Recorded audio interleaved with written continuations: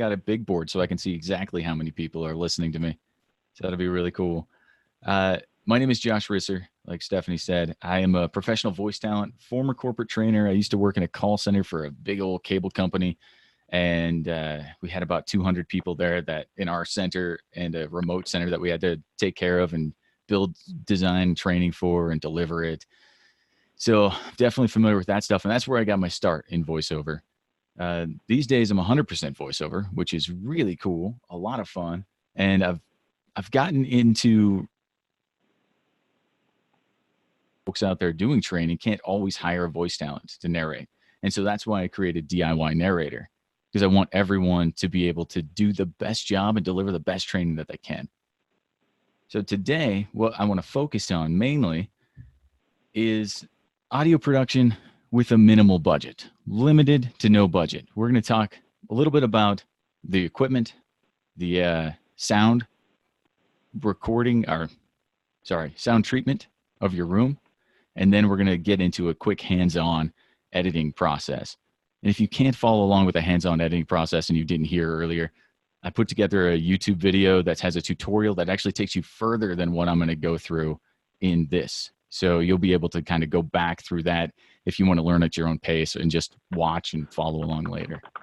So first of all, I want to jump into, put together a little Keynote presentation because I heard PowerPoint was dead. So I did it in Keynote. That's a joke. It's a terrible joke, but it's a joke nonetheless. So I want to know, how are you currently using audio out there? You can just drop it in the chat. It'd be awesome to know. Do you have like an internal podcast? Do you do your own instructional design and e-learning narration? We have some video production out there, training videos. So we have internal podcast, instructional design narration, audio in Camtasia for training videos. This was my first experience, was building that YouTube video in Camtasia. So I used Camtasia in 2010 last. Own instructional design, team of professional voice talents to narrate. Cool. Hire voice talent for e-learning, internally doing editing, e-learning voiceover, bus stop announcements. That's fun. Storyline in Camtasia. Cool. So yeah, so we're pretty limited in our scope to a lot of just narration for the most part. A few videos. Cool. Computer generated with scripts.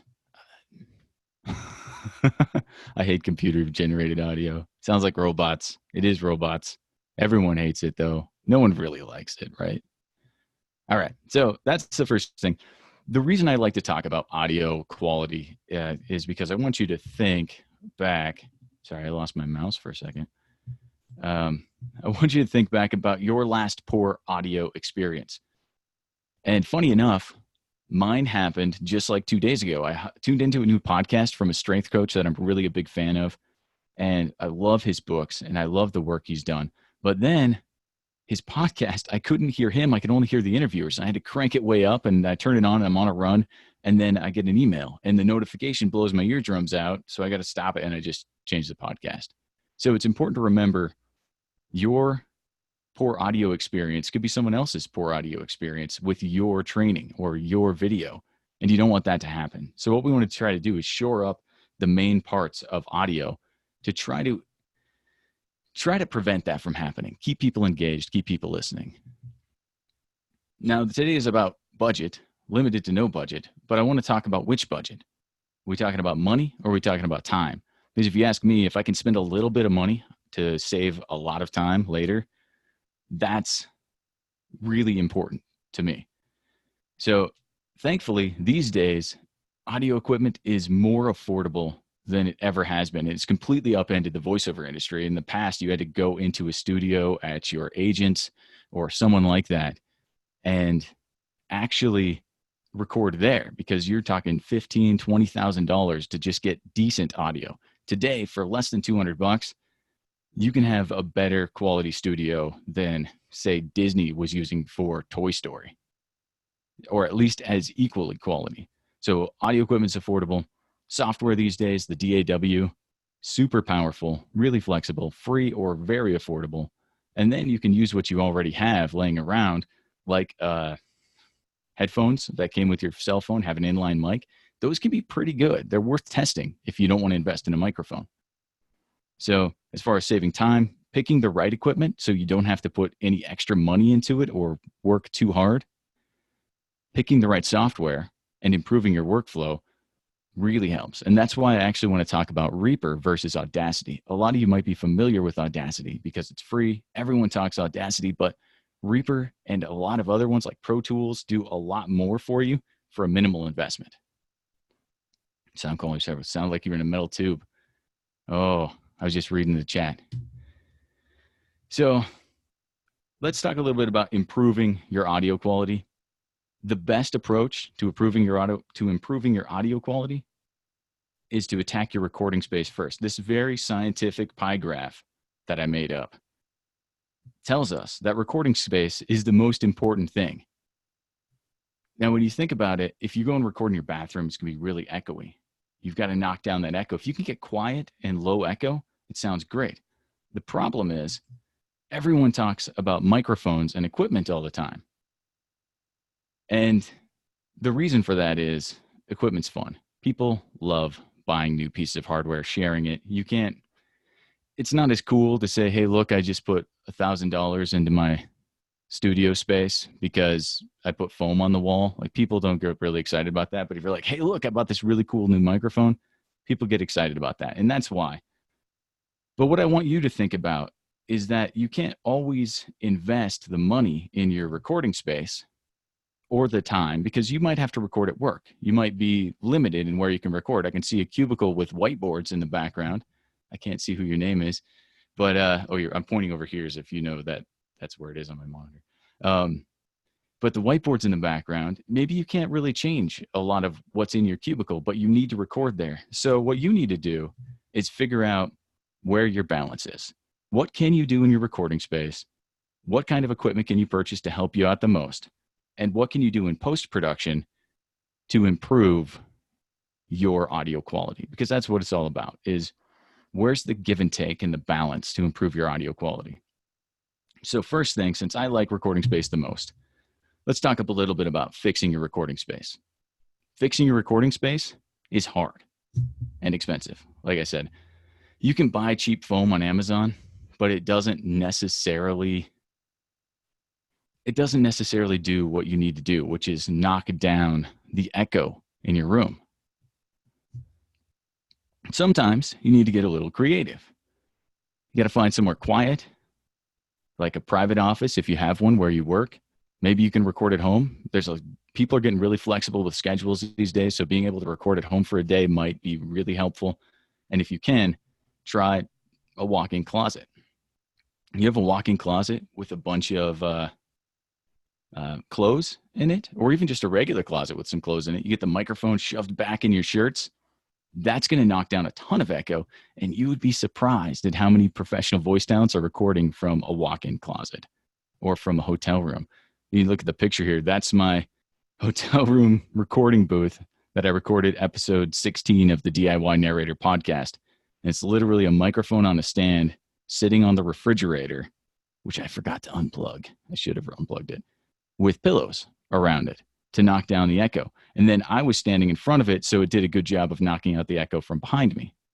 So sometimes you got to get really creative. Blankets, pillows, clothing. Going back to the whiteboard cubicle, maybe you can get a couple of moving blankets, drape it over the walls just to knock down some of the sound echoing in the area. But that doesn't knock down the sound from outside, like someone chattering in the next booth or someone has their fan on in the next booth. Also, episode 2, I went into some more detail on some simple room treatments. If you want to go check that out in the podcast later on. Let's finish this up first. So before I move on, anyone have any questions, I guess, about some basic room treatments or anything that they might have struggled with? No. Yes. No. All right. You think about that. We'll come back if you have one. Ooh. All right. So let's talk about microphones. Since everyone loves to talk about microphones, The number one type of mic you're going to find out there, people are going to say, oh, just go buy a Blue Yeti. I'm sure many of you have heard of the Blue Yeti or the Blue Snowball. It's an affordable mic. I think the Yeti is $170, I want to say. I mean, it's not cheap, but it's not going to be super expensive. It's not like $1,000 microphone. The Blue Yeti is a condenser microphone. Then you have the Samson Q2U, which is actually the one I'm using right now. That's a dynamic mic. And all that really is, it's the difference in the way that they pick up the audio. So if you have a condenser mic, they're a lot more sensitive, but they do have a little warmer, more complex sound. Most of the mics that you hear in professional voiceover, like, say, animation or commercials, that's going to be a condenser mic because you get the richness, you get all the tones, all the nice bassy overtones and stuff that are in a voice. Those will all come through in a condenser. But a dynamic mic is a little less sensitive when you compare the two. The cool thing about a dynamic mic, though, is because it's less sensitive, it's more sensitive to just the stuff that's right in front of it, and it rejects a lot of the stuff that's in the room. So if you're sitting in a cubicle at work and you've got to record there, a condenser mic, whoa, don't punch it. A condenser mic might help you out a little bit more because it's going to be able to reject some of the noise. And I see we got muffling road noise from a nearby freeway in the chat. That is actually what this is good for. You might not know that it's raining outside and that my dog, who is a beast, I have a 170-pound St. Bernard, is asleep and snoring right outside the door to my office. You probably can't hear that. I can hear it. I hear it all the time. It's all he does is sleep.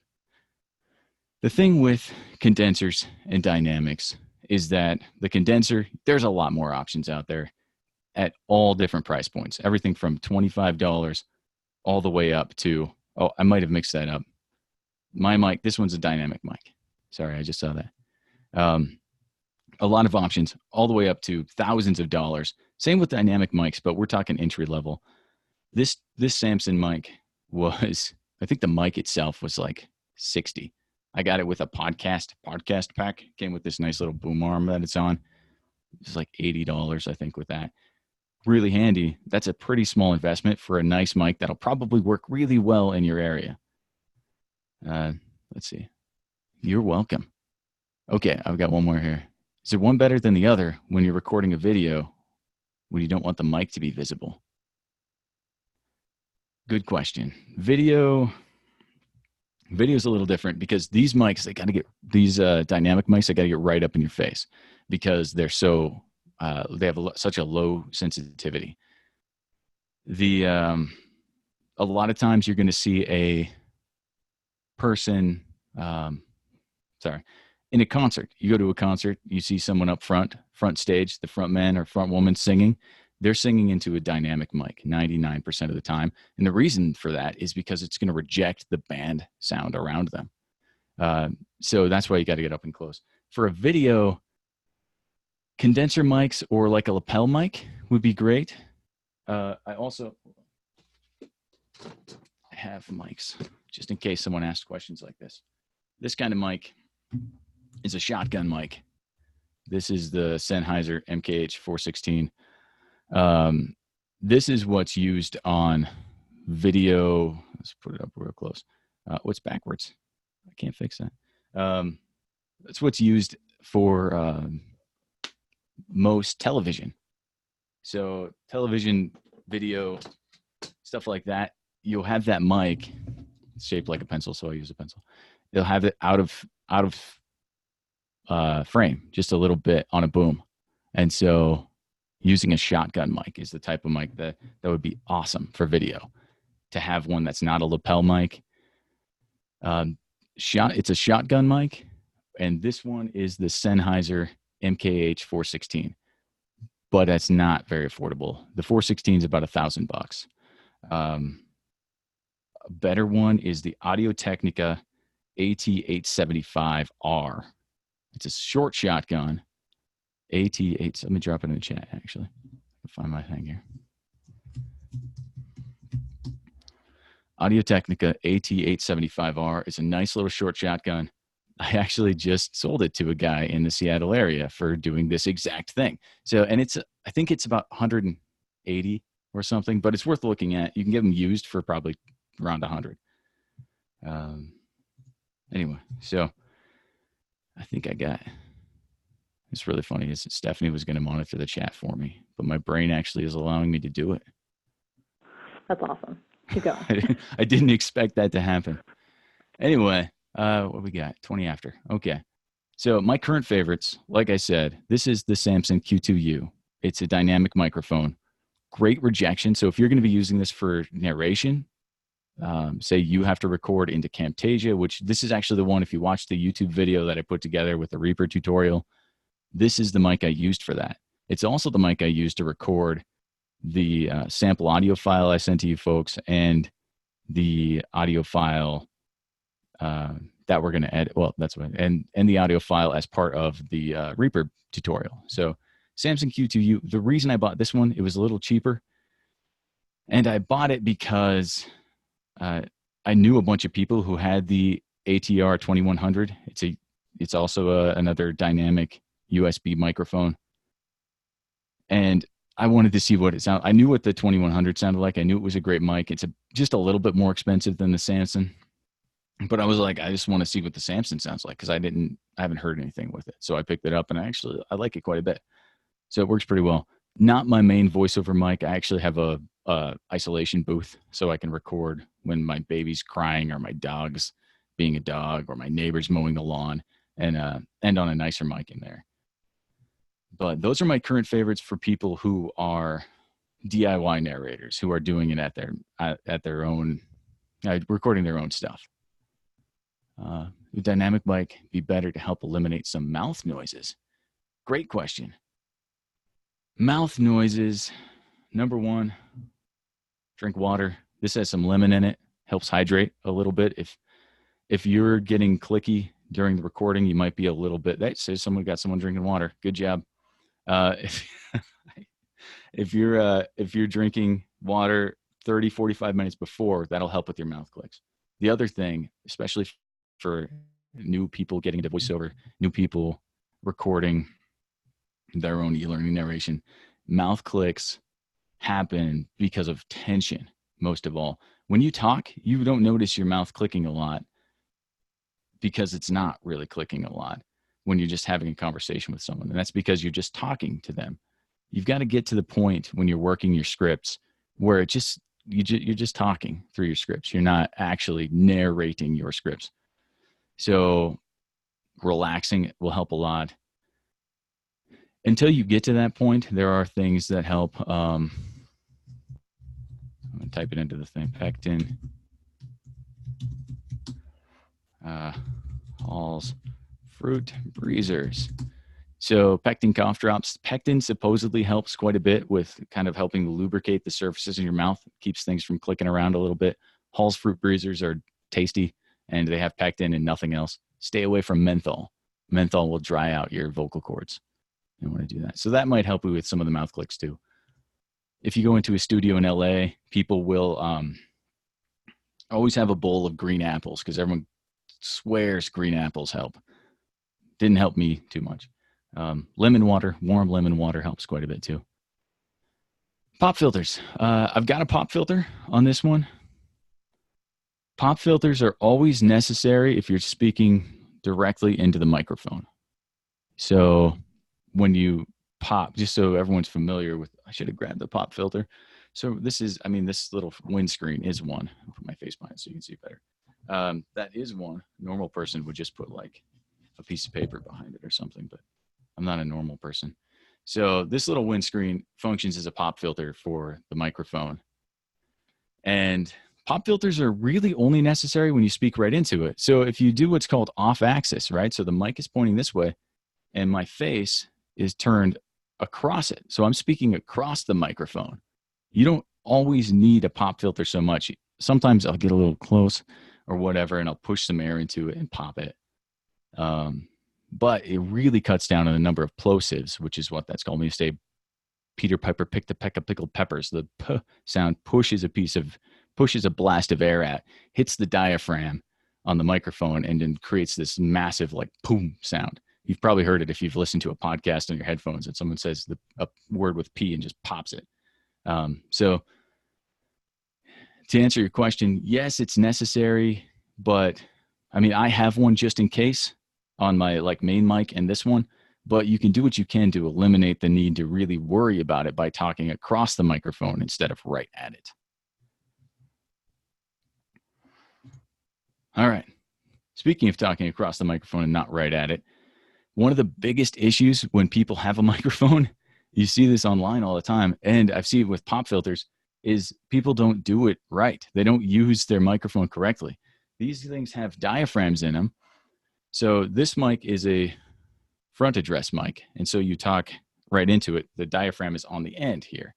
The Blue Yeti, which is pictured here, is a side address mic, and it's the number one offender of people misaddressing it, because let's just go back. We'll go back to the picture. Sorry, I'm getting a microphone. Let's go back and look at the Blue Yeti. The Blue Yeti is on the left there. If you look, it's just got this round dome on top of it, and you can't really tell by looking at it how you would address it. And a lot of people will point it at themselves like a front address mic when it's actually a side address mic. This is a different condenser mic. This is the MXL 990.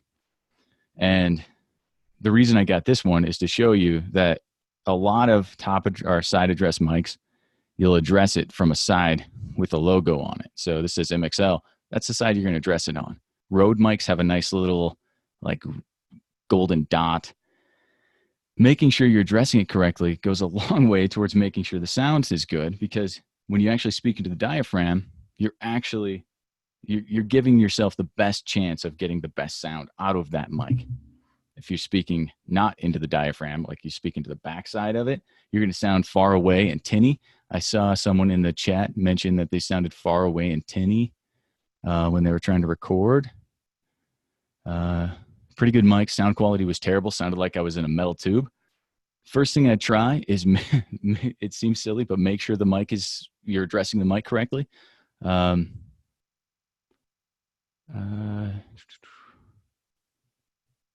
so that's number one. It might also be maybe you were too far away. The further away you get from the mic, the more of the room it picks up, as opposed to more of the voice. So if you sounded kind of far away or tinny, you might be far away from the mic, too far from the mic. On a regular voiceover mic, hang 10 sign is about the right distance. On these guys, these dynamic mics, you might need to squeeze in a little closer. We have more mic questions. See, everyone loves talking about microphones. I love talking about I don't get it wrong. I mean, I'm a guitar player too. I've got like 7 guitars over in the corner because that's what you do. People like gear. Okay. Condenser mics, side address mics. Oh, I'm trying to think. Most condensers that I've worked on are, right? So this MXL is a side address. Oh, I've got one right here. So that MXL comes in a bundle, right, with this little guy. And this is also a condenser mic, but it's a small diaphragm condenser, and it's a front address mic, but it's pretty obvious. I mean, you see it's got like that versus these. So, so these small ones. And that Sennheiser, the shotgun mic, it also is a front address mic. So most of them, though, I would say are side address.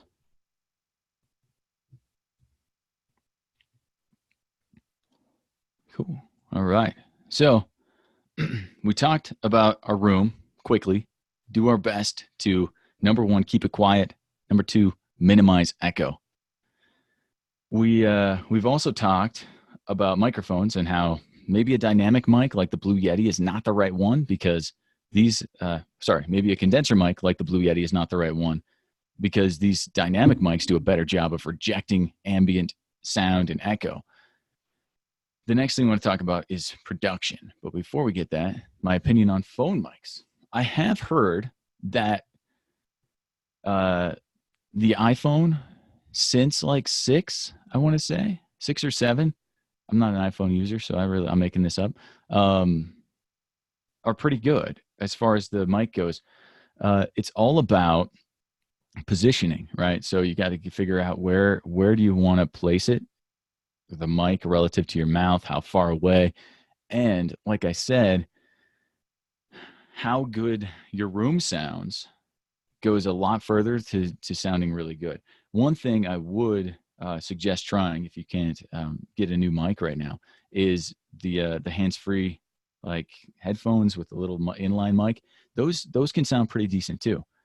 That said, I know some people in LA who claim to have recorded an audition on their iPhone, sent it to their agent, and it got lifted to a commercial. When it's lifted, they take the audition as recorded and just drop it into the commercial. So you might have heard someone recording on an iPhone.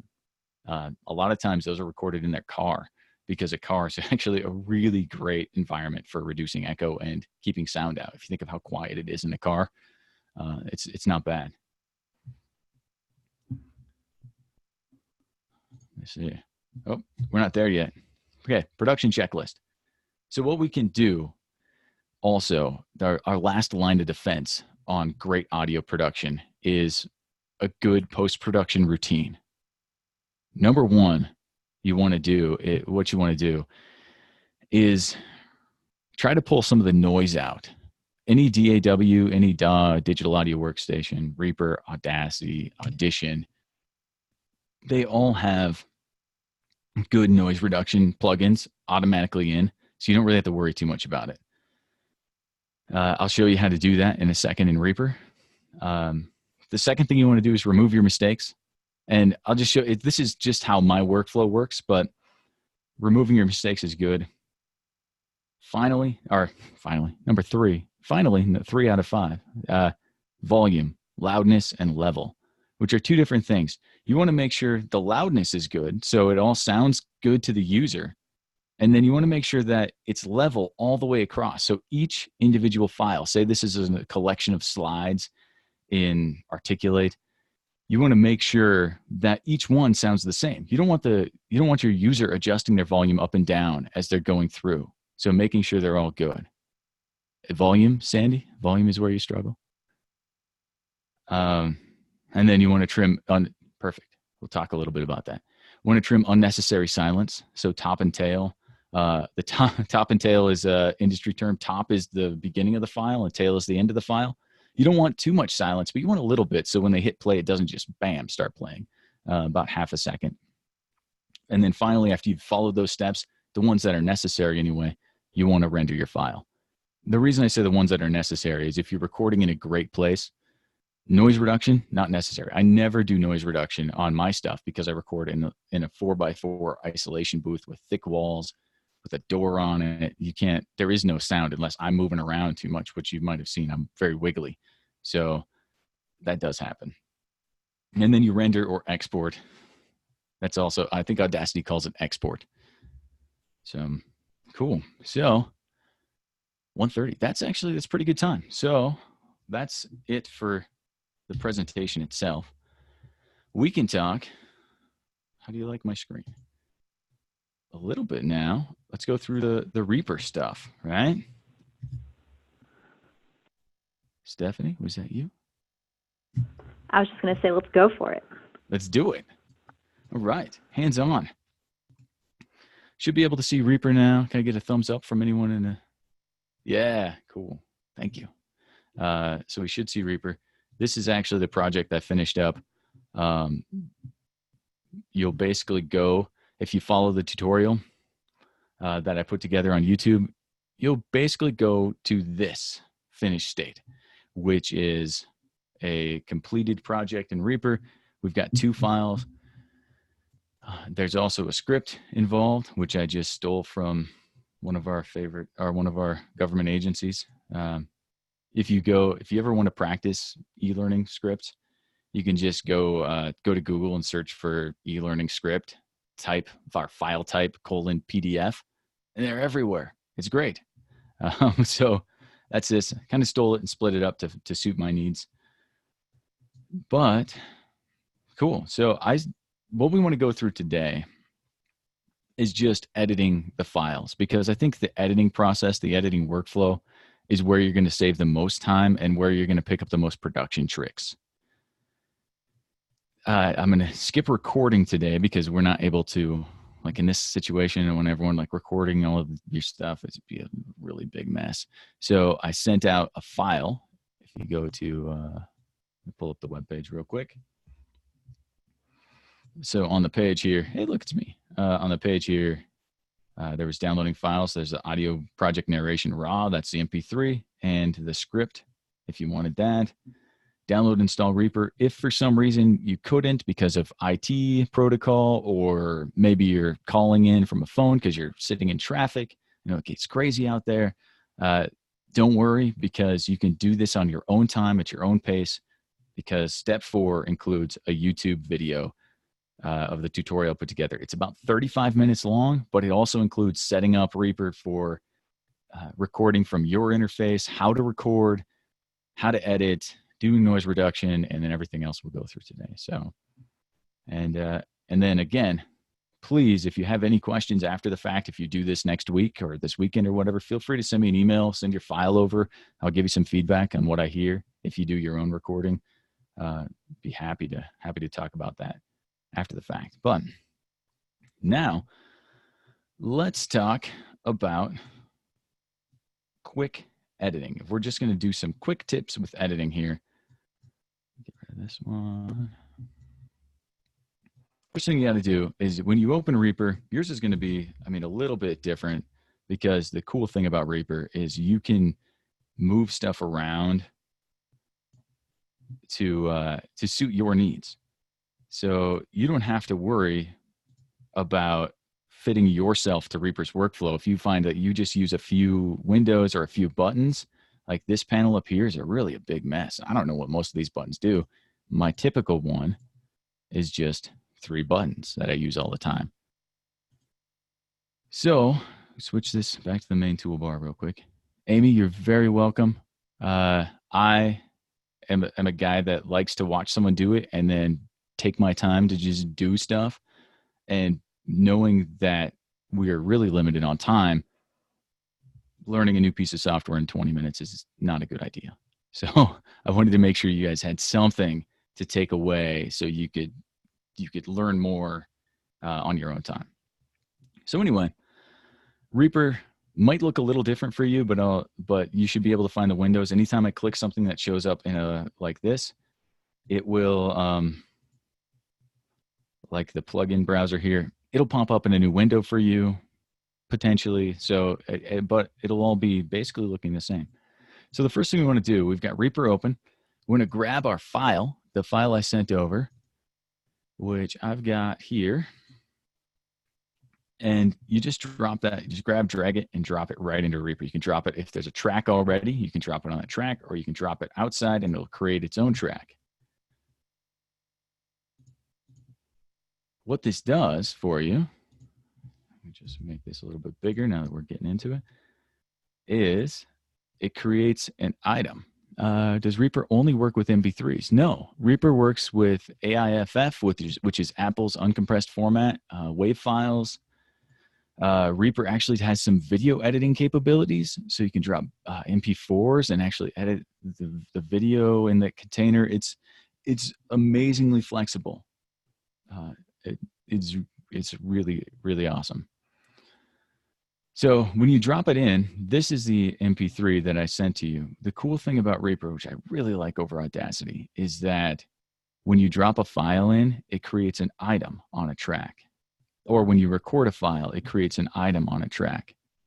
And then you can drag that item around. If you accidentally delete part of an item, it's still there. You just drag it out. So that saves you a ton of time, because you don't have to worry about, oh, I accidentally deleted it and I didn't realize for 10 minutes and I've done a bunch of work and now I have to go and undo all of the stuff I did to get back to that or start over. It's already there. How does Reaper compare with Camtasia as far as audio editing? I felt Camtasia was very limited in what I could do. It's got some basic noise reduction. It has some gain. But, for example, it's not going to look You're not going to be able to do some of the same stuff that you can do in Reaper, like apply effects tracks and stuff.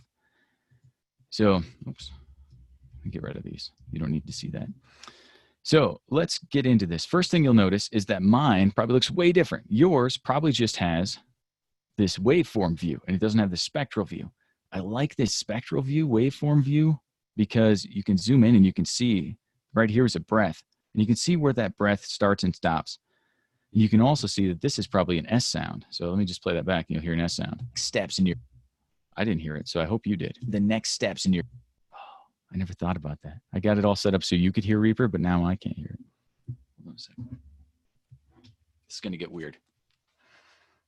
The next steps in your career. Nope, nothing. All right.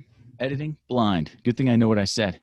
Good. I'm glad you. Well, you're right too. So it is an S sound. So 100%, it is an S sound. Dude. Cool. Yeah. So you can start and you can start to see it. You start to see the sounds a little bit. So you can go, oh, if I made this S and maybe I liked how this sounded and I want to stitch it together with a different one. Like you can see that stuff. So all of that's really awesome. To get this view, you want to go up to View, and then, of course, I'm going to forget. It's waveform. Of course, now on the spot, right? Oh, I think you can right-click it and see it too. Spectral edits, show spectrogram. That's not it. Of course, I forget. That makes perfect sense, right? View. See, this is another thing. Remember when you set everything up and then you just like forget how you did it to begin with, even though I just did a tutorial on it? Absolutely. It always just when you're on the spot. It's exactly how it works. Anyway, there is item. Maybe it's item. Oh, yeah. I think it is. Maybe I'm crazy. Because we don't want to do spectral edit. You can adding a spectral edit adds this little box, and you don't want that. Item processing. Man. Anyway, it's in the tutorial. Anyway, let's move on. We'll have to go see it on YouTube later. Yeah, it's in the tutorial. We'll find it. So it's easy enough to find. But this spectral view, I'll show you how it works. The other thing I like to do when I'm recording is if you see these spikes, you see one there, you see one here, and then you see two there. I always have a dog clicker when I'm recording, or I'll snap my fingers or clap whenever I make a mistake. Because if you make a mistake and you clap, it spikes the audio. You don't have to worry about stopping and starting over and stopping and starting over. And then later on, you can come through and you can go, oh, I made one mistake here. So I started this, made a mistake, started over. Oh, made a mistake on the same thing again, or I started back where I originally had made this mistake. And now I see two mistakes. So to edit this out in Reaper, all you've got to do is click, okay, I want to start keeping this. You just click there, hit S for split, because it splits your item. And now you can see that item can pull away. And then you can go, okay, this is where I made the first mistake. So I'm going to click right there. I'm going to hit S again. And then we've got this little item that's a part of everything. So if we delete that, it goes away. And you can close this gap up, but there's a faster way. There's a thing called ripple editing, which Camtasia, if you're familiar with Camtasia, has that in there too. You turn on ripple editing by clicking this little button here. When you turn on ripple editing, what happens is this little item pushes around the items later in the timeline. So if we delete it, it'll pull your good take over. So if we do that all over again here, I click here, split, I click here, split, I delete, slides it in, and then you can play it back. And this is where Spectral comes in, if we could show you how to do it. You play back various career tracks in this group. Soil conservation, breath, and whether or not the breath ended too early. If the breath ended a little bit too early, you can pull it out, fine tune it, get it right where you want it to be. Oh, sorry. Yeah, zooming in and out. Not using a keyboard shortcut for zooming in and out. Mouse wheel. So the mouse wheel zooms in and out horizontally. And then if you hold Control or Command, the mouse wheel will zoom vertically. Thank you for asking, Amy. Or no, Lindsay. How do you know where your mistake started? That takes a little bit of experience, but I know typically I make mistakes really quickly. The other thing that's a little bit of a secret is that you can see words once you've edited enough. Like if you look at this guy, I don't know what this word is, but you can see we got a little bump and we got a big bump, we got a little bump and we got a big bump. That's about the same. And if we go in here, a little bump and a big bump. So I can see where that is just visually. Can automatically tell that that's where my mistake is. And it typically comes after a breath. Also, when you're the one that's narrated it, it's easy to see that it's easy to remember exactly where that mistake was. Or you can just go soil conservation and then go that's the match, and then delete that. So that's that. Next thing we got to do, we got to pull this other mistake out. So if we just scroll, that's another thing I didn't mention. I like to scroll back to front because then it helps you find the mistakes as they happened in the timeline. And you can see that, I made 2 mistakes and then 1 mistake. I made 3 mistakes, 2 mistakes, 1 mistake. And you're not accidentally not finding the end of the mistake. So this one, going back to your question, Amy, we can see I did a lot here before I made a mistake because this matches up with this, at least visually. So if I play it back, this tutorial will provide assuming that matches up. I can't hear it. It's funny that we didn't test that, Stephanie. We tested everything else. It matches. It matches. Cool. So yeah, we got that. We delete it. Ripple editing pulls it back. We can check the breath. And I'm assuming it's probably pretty good. This doesn't look like there's a big breath right there. The cool thing about Spectral is you can see, based on how bright it gets, how loud it is. So if it's not very bright, you can also see kind of where it ended. And you can kind of work with that. So we've got that. You might notice if you play this back, it's loud in the background because I turned my fan on. So we had a little simulation of what you might have in an office environment, which is your HVAC. So we'll move really quickly through noise reduction here. To add a little bit of noise reduction in Reaper, we're going to go to our effects chain right over here. This is FX. If it's gray, you have no effects. So we'll click that and it opens your effects stack. And what this does is it runs through in order the effects in your chain and applies them to the audio, but not in a destructive way. So you can still toggle them on and off. You can adjust them, which in Audacity, once you do something with an effect, it's applied. And it's like the only way to get rid of it is to undo it. So there's no toggling. So if we hit add, it'll pop open this little window here to your effects browser window. You got a little filter down here. In the filter, you want to type REAFIR, refer. Now, refer is Reaper's tool that has noise reduction built into it. So if you double click it, or you can drag it onto your effects stack, it'll add it. It's a little intimidating, but it'll make sense in a second. We can leave our edit mode the same. What we need to do, though, is change the mode of impact that Reaper has. So we want to change that to subtract because we want to pull frequencies out. Reaper analyzes a frequency and then builds a profile of those frequencies and pulls them out. So we want to subtract that. And then I'd like to set the size to 1024. It seems to work pretty well. Right now, though, I'm going to shut it off because I don't want it to work yet. And I want to highlight an area of noise. You only want noise. You don't want breaths, thumps, anything like that. So we're going to grab this noise. This looks like the best place right at the beginning of the track. Grab that noise. Oops. My computer is working extra hard right now. highlight. Oh, it won't highlight. Why? Loop time selection is locked. I must have hit a keyboard shortcut in my franticness. So, sorry. You highlight an area that you want to play back. If I play this, it should just be noise. Welcome to my, just like a hum from the fan. You turn on repeat, which is this little button here. So it just plays the noise back repeatedly.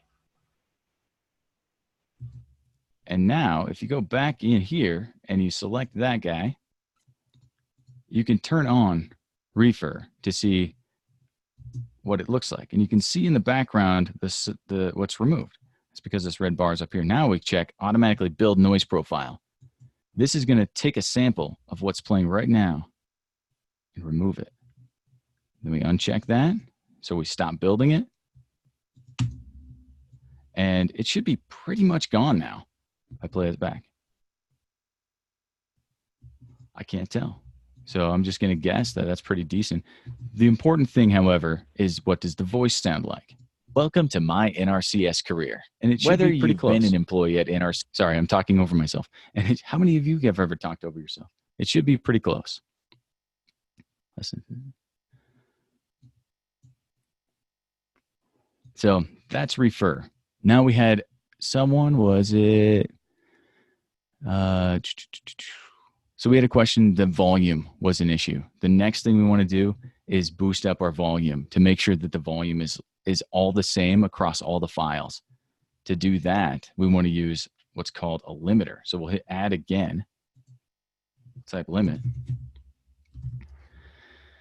And you should all have master limiter in. There's other ones that you can use as well that have similar controls. They might take a little bit of tuning to figure out which one is right, but we're going to add master limiter to this track.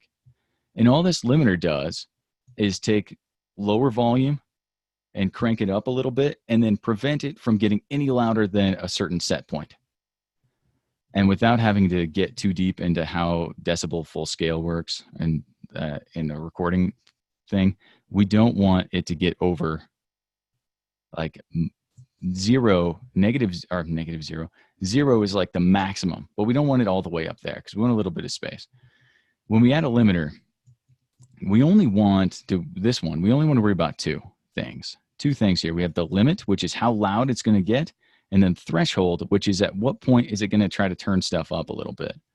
So the limit, we will set to about -3. That's going to prevent things from getting so loud that they distort. And it's going to be loud enough that the peaks are not going to be too quiet, right?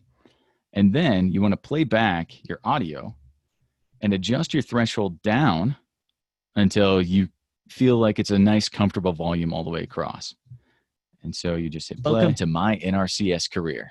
Whether you've been an employee at NRCS for years, and I know just based on the video I did, right around 6 or so, sounded pretty decent, I think. So that's pretty good there. What do we got? 150. So those are the basic details of editing. Like number one, removing noise. That noise reduction. Audacity has noise reduction built in. Audition has noise reduction built in. They're all used a little bit different, but they're all similar in that you get a sample of it to show it what to remove, and it removes it. And then getting the volume up to a level that's comfortable for your learners. In the video, I also go over how to turn these guys into MP3s, because this is slide 1 and this is slide 2, and how to do that by using regions. So they pop out, and they pop out with the right file name. And then I think I've covered most of the stuff I wanted to do, and we're running tight on time. So we got a few minutes. Any other questions flying around out there? Yeah, open it up for questions. Feel free to put it into the chat or feel free to say it out loud. We have one from Valentina. So she says, if you could choose one editing feature in Reaper that would make or break the end result, what would it be? Oh, make or break the end result, huh? I just dropped a YouTube video in the chat too, so you can go through that if you'd like to learn more about Reaper. Oh man, one feature that make or break the end result in Reaper. It's okay. It's actually a Reaper thing that is a combination of it. So Reaper is what's called a non-destructive editor, and that is essentially what I've shown you here, where I split these guys up. But if you wanted to put them back together, you can do that. We have applied effects, but if you found out later that maybe this limiter sounds terrible or this doesn't sound good, you can just uncheck that and it goes away. So the fact that Reaper is non-destructive and lets you get back to a previous state, it doesn't modify the file as you're working on it. It just modifies its interpretation of the file. That is the reason that I subscribe so thoroughly to Reaper, and I do not suggest Audacity. How does Alphonics play into it? Alphonics? Do you know Alphonics? Maybe I'm saying it wrong. Jeff, you might have to say your question out loud. Or explain, because I don't know if I'm familiar. Okay, we'll see if Jeff comes off mute. Can you hear me now? Yes. Can you hear me now? All right. I think it's. I always called it Euphonics, but it's an automatic, a subscription based or by file based noise leveling, noise reducer, hum reducer processing software. If you go out to I spelled it there. So .com, you can send your file up there, and it does all the magic to it. Yeah. So in the past, I did some podcast editing for a guy who needed some help, and he used that, or he used Levelator, which is another one. You drop a WAV file on it, and what it basically does is very similar to what we did with the master limiter. It takes and turns up some of the quiet and turns down some of the peaks, and then keeps them all a certain height. Reduces hum and hiss. Yeah. So yeah, that's really similar, but it's not quite the same. They have some magical algorithm too that goes in with it. I'm gonna stop sharing real quick. And since I have my audio open, I'll ask one more question. Sure. Does Reaper then work also with multiple tracks? So if you have multiple guests, different tracks per guest, etc. Yeah, I didn't show that. I do show that a little bit in the interview, or in the video. But yeah, it works with multiple tracks. It's made originally to record audio or record music, and so it is as far as I've been able to tell, unlimited track capabilities. Okay, thanks. Great question. Let's see. We have a question from Amy about, once the audio is complete and edited in Reaper, how do you attach it to a screencast or PowerPoint? Yeah. So what you'll do in the video that I sent out, I go over regions and rendering. So you'll set a region for the items that you want to pull out to an MP3. You'll go through the render process, which is described in there. It's really simple, and it spits out an MP3, and then you just drop that MP3 into your PowerPoint or Articulate or a Storyline or whatever you're using. So hope that helps. Perfect. Awesome. And from Tara. So Tara has a really large office with a really high ceiling. How can she reduce echo? So this is where you got to kind of get creative. A dynamic mic will help a little bit. At one point, if you have the ability, if it's a big enough office and people won't get too upset, you can get PVC pipe and build a little booth and throw some moving blankets on it. And that actually I've recorded a couple national commercials out of a PVC pipe moving blanket fort, basically. You can also do, this gets weird. You can throw like a blanket just over your head a little bit, which kind of weird, but you do have to get a little creative. The dynamic mic. Head into the supply closet. Would that be a good solution? Get into the supply closet, work from home for a day. I mean, but in the end, you really just got to work with what you've got too. I mean, you do the best with what you can, or the best of what you have. Oh yeah, that's another one. Cardboard box with a little padding. Those work. You can buy like a mover's box. You throw a little acoustic foam in it, or some insulation. No, don't put insulation in there. Don't breathe insulation. You put some stuff in there. You put your mic inside of it. The big issue I have with those is that you've got this little box and you got your mic in it. And you got to put your face in it. But then how do you see other stuff around you? It works pretty well. And there's a lot of people who do that. So So we probably have time for 1 or 2 more questions.